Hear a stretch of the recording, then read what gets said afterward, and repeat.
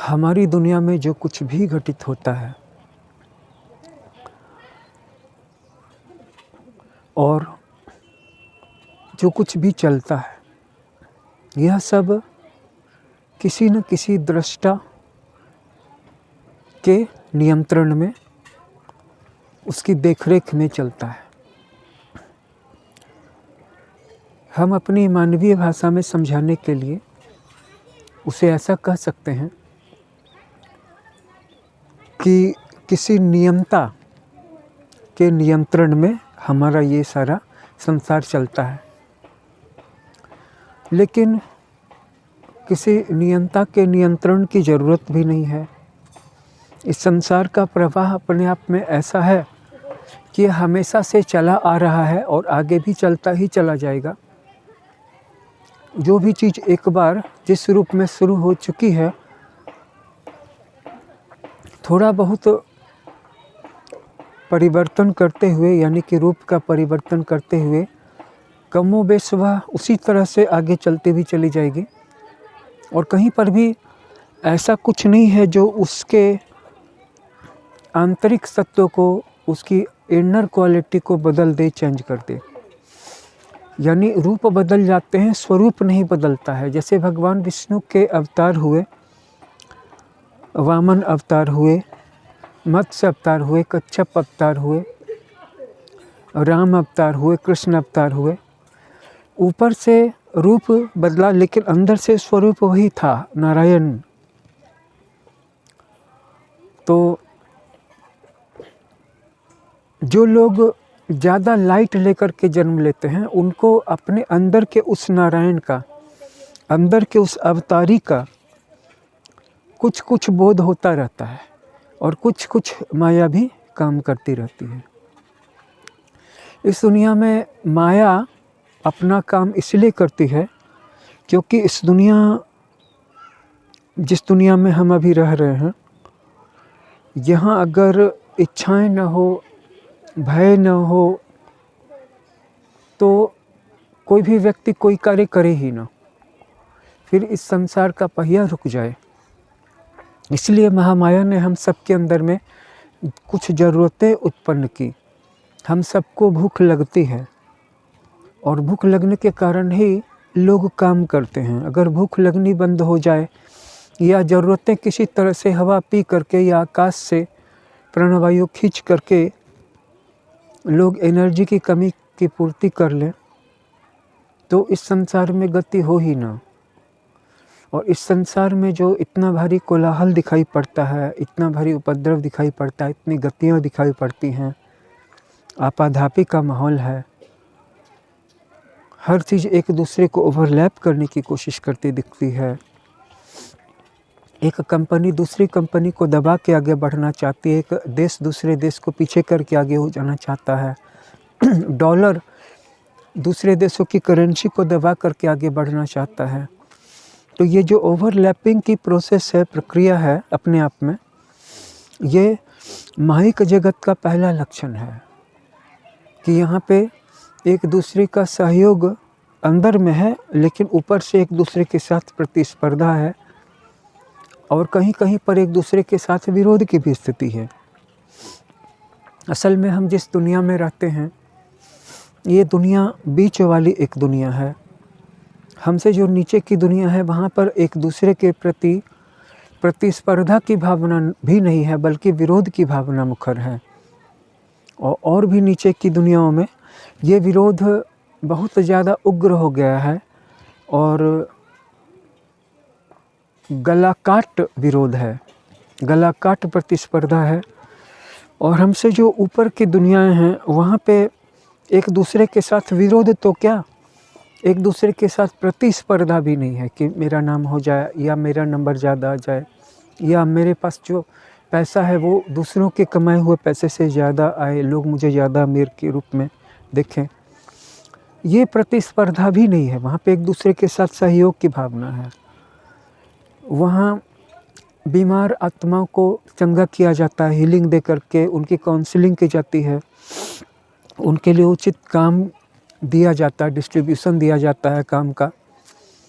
और उससे ऊपर की दुनिया में ये जो प्रेम और सहयोग की भावना है और ज़्यादा गहरी और ज़्यादा उन्नत हो गई है। लेकिन हम जिस दुनिया में अभी हैं, अगर हम अपने विचारों को न बदलें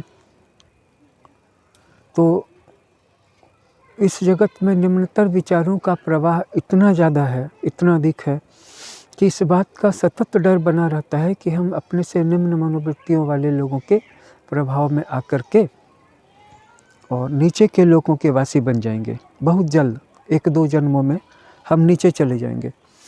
फिर भी पृथ्वी पर हमारा जन्म होगा, लेकिन हम ह्यूमन किंगडम से या डिवाइन किंगडम से बिलोंग नहीं करेंगे। हम एनिमल किंगडम से या फिर हम डेमोनिक किंगडम से बिलोंग करने लगेंगे।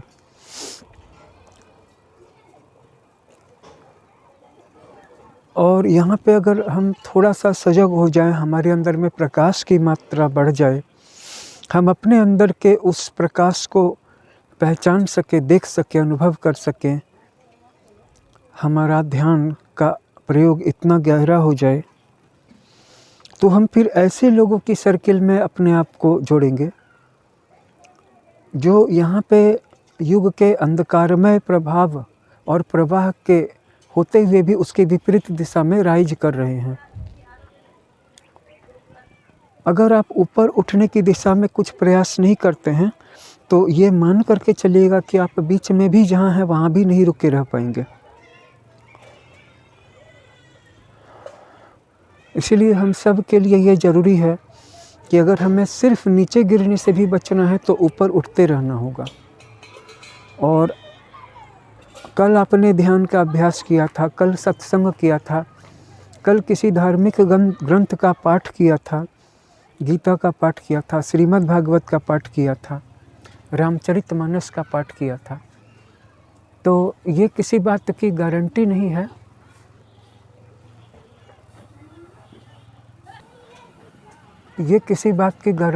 है कि कल का किया हुआ ध्यान, कल का किया हुआ जप, कल का किया हुआ रामचरितमानस इत्यादि का पाठ, श्रीमद् भागवत का पाठ, श्रीमद् भगवद गीता का पाठ, महाभारत उपनिषदों का अध्ययन आज के लिए भी काम करेगा। आज के लिए आपको फिर से उसको अपने मन में चलने वाली प्रधान विचारधारा के रूप में चलायमान करना होगा, स्थापित करना होगा।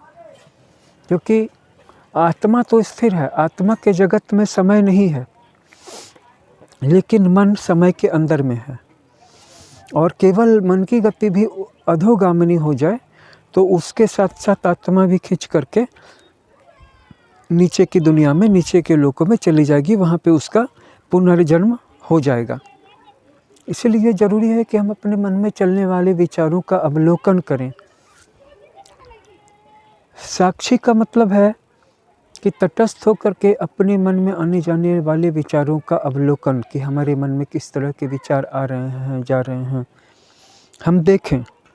लेकिन सत्संग इससे ऊपर की चीज़ है, क्योंकि एक सत्संगी इस बात को जानता है कि आप सिर्फ साक्षी हो करके अपने मन में चलने वाले विचारों का सिर्फ अवलोकन करके इसके पार नहीं जा सकते हैं। आपके मन में भी जो विचार आ रहे हैं वो कहाँ से आ रहे हैं? वो विचार वायुमंडल से आ रहे हैं, कुछ आपकी स्मृतियों से आ रहे हैं, कुछ आपकी आकांक्षाओं से आ रहे हैं, कुछ आपकी योजनाओं से आ रहे हैं। तो जिस वायुमंडल में हम रह रहे हैं, अगर वो वायुमंडल विचारों के मामले में दूषित हो, तामसिक विचारों से भरा हुआ हो, तो सिर्फ साक्षी बनने से काम नहीं चलेगा, सत्संग करना होगा। सत्संग करने का मतलब है कि जिन शास्त्रों और जिन संतों की वाणी में प्रभु की चर्चा है, अध्यात्म की चर्चा है, धर्म की चर्चा है, और वो चर्चा है क्या? उस चर्चा का सारांश बस इतना है कि केवल ब्रह्म ही सत्य है और जगत मिथ्या है। इसी को थोड़ा सा और सरल भाषा में समझाने के लिए कहा गया कि एकमात्र ईश्वर ही सत्य है, एकमात्र आत्मा ही सत्य है, एकमात्र धर्म ही सत्य है। सत्य का मतलब ये है कि वो शाश्वत है, सनातन है, हमेशा से वही था। और हम चाहे जितने बड़े बड़े साम्राज्य को न खड़ी कर लें, कितनी बड़ी बड़ी सभ्यताएं राइज कर जाएं, वैज्ञानिक युग में पहुंच जाएं, टाइप 10 का सिविलाइजेशन, टाइप 11 का सिविलाइजेशन आ जाए, तो भी एक न एक दिन सबको मिटना ही है, क्योंकि ये काल का प्रवाह जो है किसी को नहीं छोड़ता है।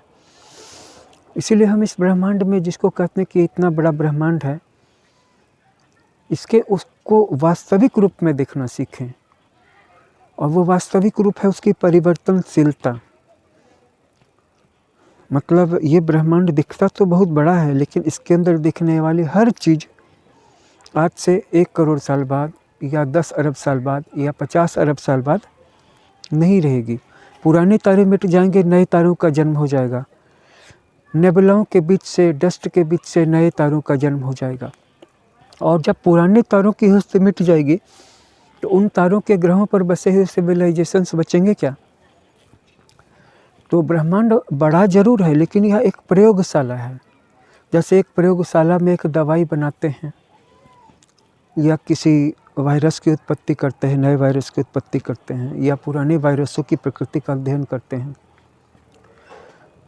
लेकिन इसका ये क्या मतलब है? इसका मतलब ये कि वो प्रयोगशाला हमेशा रहेगी। वैसे ही हमारी ये पृथ्वी, हमारे ये सितारे, हमारी ये गैलेक्सीज भी एक दिन नहीं रहेंगी, ये मिट जाएंगी। इसके अंदर से नए तारों का जन्म हो जाएगा, फिर वो भी मिटेंगे। मतलब ब्रह्मांड बड़ा जरूर है, लेकिन इसके अंदर कुछ भी स्थायी नहीं है। तो जब इसके अंदर कुछ भी स्थायी नहीं है, तो ऐसा क्या कर लें हम जिसके द्वारा कि हम उस तत्व तक पहुंच सकें जो स्थायी है। ऐसा क्या कर लें जिस तक हम पहुंच जाएं तो हमें जीवन में फिर कभी भी विषाद में न पड़ना पड़े। क्योंकि लक्ष्य से भी अधिक मनुष्य के जीवन की आकांक्षा, ये आकांक्षा कि मैं इन दुखों से मुक्त हो जाऊं, ये उसे अधिक अग्रसर करती है। और केवल ईश्वर ही सत्य है, केवल धर्म ही सत्य है, केवल आत्मा ही सत्य है। इन सब के बीच में जो कुछ भी छिपा हुआ है, मतलब हमारे इस दृश्य ब्रह्मांड के बीच में, इन ग्रहों के बीच में, इन सभ्यताओं के बीच में, इन लोगों के बीच में जो कुछ भी छिपा हुआ है, जो कुछ भी दिखाई नहीं पड़ता है, उसको देखने के लिए ये हमारी बाहर की आंखें काम नहीं आएंगी। उसको देखने के लिए हमारे अपने अंदर की आँख को जगाना होगा। और वो आँख प्योर ऊर्जा की बनी है, यानी कि जिसे हम साइकिक आई कहते हैं, या फिर हम उसे थर्ड आई भी कह सकते हैं। हमारे जितने भी चक्र हैं वो सब हमारी आइज का काम करते हैं। सबके परसेप्शन का लेवल अलग अलग है, डायमेंशंस अलग अलग हैं। लेकिन हम जहाँ पर भी हैं, या तो हमारी स्थिति सोई हुई है या जागृत है। जब हम अपने अंदर की सोई हुई आँखों को जगाने की बात करते हैं तो दरअसल में हम किस चीज़ की बात कर रहे होते हैं? हम अपने कुंडलिनी जागरण की बात कर रहे होते हैं। और जब हम कुंडलिनी जागरण की बात करते हैं तो दरअसल में हम अपने उस आंतरिक प्रकाशमय अस्तित्व के प्रति अवेयर होने की बात कर रहे होते हैं, जो वहाँ पर पहले से है। लेकिन उसका रहस्य बस इतना ही है कि अगर उसके बारे में आपको पता है तो वो आपका है, और अगर उसके बारे में आपको पता नहीं है, अगर आप उसके प्रति बोधयुक्त नहीं हैं, तो वो आपका नहीं है, या होते हुए भी किसी काम का नहीं है। आपको उससे कोई लाभ मिलने वाला नहीं है। जैसे हम पैसा जमा करते हैं, बैंक में रखते हैं, या इन्वेस्ट करते हैं, या गोल्ड खरीदते हैं, या स्टॉक्स खरीदते हैं, म्यूचुअल फंड्स खरीदते हैं। क्यों खरीदते हैं? कि किसी समय में ये काम आएंगे। कुछ पैसा हमें संकट के समय में काम आएगा, कुछ पैसा हमें सर्वाइवल में काम देगा, कुछ पैसा फर्दर इकोनॉमिक ग्रोथ में, प्रॉस्पेरिटी में काम देगा। इसी तरह से जब हम ध्यान करते हैं तो हम अपने अंदर में किसी चीज़ को डिपॉजिट कर रहे होते हैं।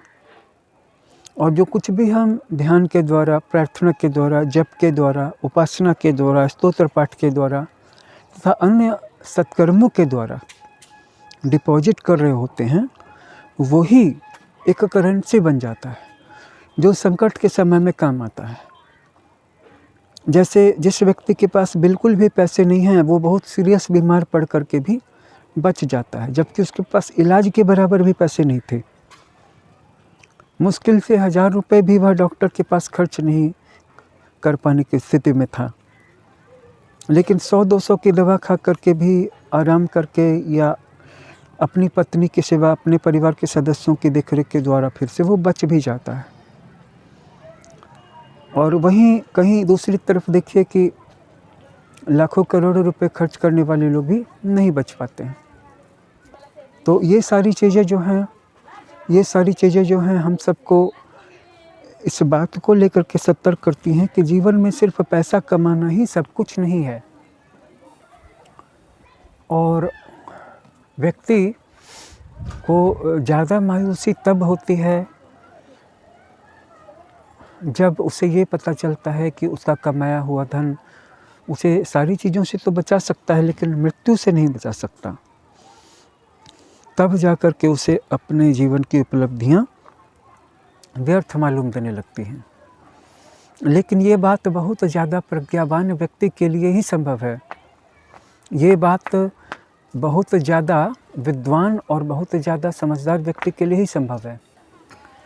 बहुत ज़्यादा प्रज्ञावान होने के बाद ही जीवन के दोष नज़र आते हैं और इस बात का एहसास होता है कि जिस पैसे की ताकत को हम इतना ज़्यादा महत्व देते हैं, वो पैसा ज़्यादा से ज़्यादा आपको बस इतना दे सकता है कि जब आपकी मृत्यु की घड़ी समीप आएगी और आपके स्वास्थ्य की स्थिति डामाडोल होगी, तो डामाडोल होने के बाद ज़्यादा से ज़्यादा आपके पास बहुत ज़्यादा पैसे होंगे तो आपको अपने परिजनों से और मित्रों से पैसा मांगने की नौबत नहीं आएगी, मोहताजी नहीं आएगी। लेकिन वो पैसा भी आपको मृत्यु के चंगुल से नहीं बचा सकता है। मृत्यु के चंगुल से केवल ज्ञान और योग का अभ्यास ही बचा सकता है। जिस व्यक्ति की प्रज्ञा जागृत हो जाएगी, जिस व्यक्ति का ज्ञान जागृत हो जाएगा, जिस व्यक्ति की ध्यान की प्रैक्टिस गहरी हो जाएगी, वो व्यक्ति सामान्य सहज स्वस्थ अवस्था में ही ध्यान लगा करके अपने अंदर के बिंदु को सुषुम्ना मार्ग से ऊपर चढ़ा करके आज्ञा चक्र पर ले जाएगा और वहाँ से अंदर समेट करके सहस्रार के पार निकल जाएगा। मतलब उसकी मृत्यु होगी, लेकिन किसी बीमारी के कारण नहीं होगी, किसी मजबूरी में नहीं होगी, किसी दुर्घटना के कारण नहीं होगी, और न तो दयनीयता आएगी और न ही मोहताजी की स्थिति आएगी। इसीलिए ऐसा कहा जाता है कि जियो तो राजाओं की तरह जियो और मरो तो योगी की तरह मरो। क्यों? क्योंकि जब एक योगी जीता है, यानी जिंदा रहता है, जीवन यापन करता है, तो एक कुत्ते की तरह जीता है। उसके पास शायद एक फटा कपड़ा और एक भीख मांगने की कटोरी होती है। एक कटोरे को लेकर के वो जीता है, एक कटोरा ही उसकी कुल संपत्ति होता है। पेड़ के नीचे भी सो जाएगा, कहीं भी सो जाएगा, पहाड़ में, जंगल में, कहीं भी, हर जगह उसका घर होगा। एक कुत्ते की तरह खाली खाली सा जीवन होगा। लेकिन जब वह मरेगा तो बेबस होकर के, रो कर के, ज़िंदगी के लिए तरसता हुआ, ज़िंदगी के लिए भीख मांगता हुआ नहीं मरेगा। वो एक राजाओं की तरह मरेगा। और वहीं एक राजा जो कि ज़िंदगी को सच में राजा की तरह जी रहा है, एक अमीर व्यक्ति जिसके पास किसी चीज़ की कमी नहीं, हाथी घोड़े की, सोने चांदी की, महल की, फ्लैट की, स्वीट की, हवाई जहाज़ की, कारों की, करोड़ों अरबों की संपत्ति है। जीता है तो राजा की तरह, लेकिन जब मरता है तो बेबस होकर के, रो करके मरता है और मरना नहीं चाहता है। यानी मौत तो कुत्ते की ही तरह होती है, जीता है राजाओं की तरह। तो एक ध्यान करने वाले और एक ध्यान नहीं करने वाले में ये एक पहला अंतर है, आपको समझ लेना चाहिए कि ध्यान करने वाला बहुत आगे की ओर दृष्टि लगा के रखा हुआ है, और जो ध्यान नहीं करता है, जो यहाँ पे वैसे ही संतुष्ट है कि इस दुनिया में जो मिल गया, उसने वर्तमान के सुखों के लिए अपने भविष्य को धकेल दिया है। वो जान रहा है कि एक न एक दिन मरना है ही, तो जब मरना है तो उसने उसकी परवाह छोड़ दी। जब मरना है तो मरना है, तब तक जितना आनंद उठा सकते हो उठा लो। ये प्रॉब्लम है। आप ऐसे नहीं हैं, आपका मार्ग प्रकाश का मार्ग है। आप इसमें आगे बढ़ें, ऊपर उठें, उन्नति प्राप्त करें, यही मेरी कामना है। आपको प्रणाम।